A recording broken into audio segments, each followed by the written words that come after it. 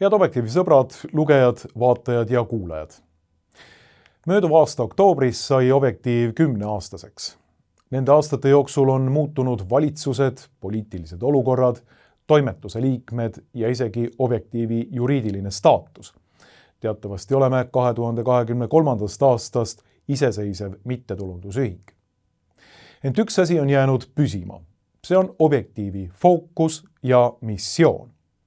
Objektiiv on loodud relvaks kultuurisõja tandril, vahendamaks ausalt ja omakasupüüdmatult seda, mida me tõena oleme ära tundnud ning mis on meie hinnangul ühtlasi elulise tähtsusega garantiiks eesti keele, kultuuri ja rahvuse püsimisele läbi aegade. Nendeks on ideaal truust ja lahutamatust abielust ning lasterikkast perekonnast. Ideaal inimelu pühadusest ja puutumatusest eostamisest surmani. Ideaal kodaniku vabadustest üha jultunumaks muutuva diktatuuri tingimustes, mida edendab muuseas meie enda riik. Ideaal kodanike privaatsusest riikliku jälgimismasina vastu. Ideaal inimeste vabadusest ja kehalisest puutumatusest COVID-i aja süstlaterrori ajal. Ideaal usu ja südametunnistuse vabadustest põhiseaduse vastaste plaanide ees seda riigi vägivallamonopoli abil kirsa alla talluda. Ideaal majanduslikult riigist sõltumatust inimesest ning võimalikult väiksest riiklikust sekkumisest ja maksukoormusest. Ja lõpuks ideaal iseseisvast inimesest, kelle maailmavaateks pole aktuaalne kaamera ja riiklik stratkom, vaid kes suudab oma maailmapildi iseseisvalt kokku panna ning ei alandu kunagi manipulatsiooni, süsteemi valede ja propaganda objektiks. Ehk veelgi lühemalt, ideaal väärikast inimesest.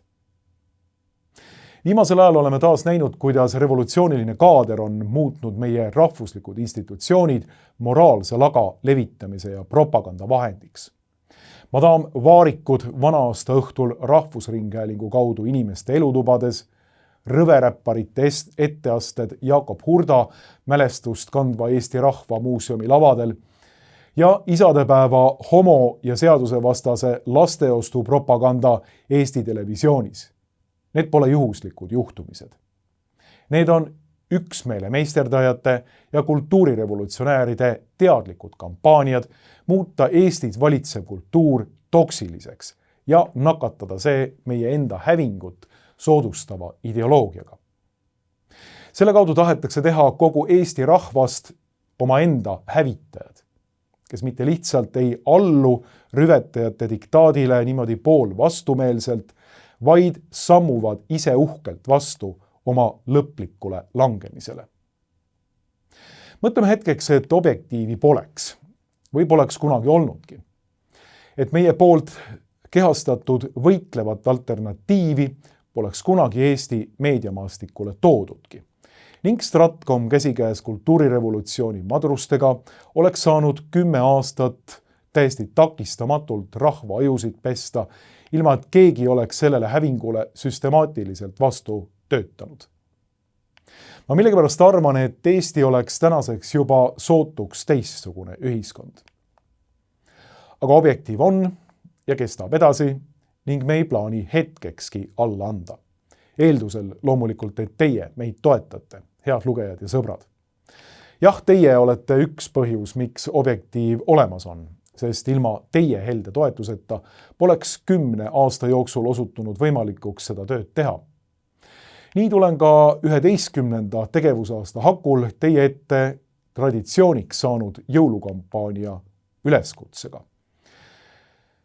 Aidake meil Objektiivi edasi teha oma helde toetusega, sest kuskilt mujalt peale oma lugejate annetuste me oma tegevuskuludeks vahendeid ei saa.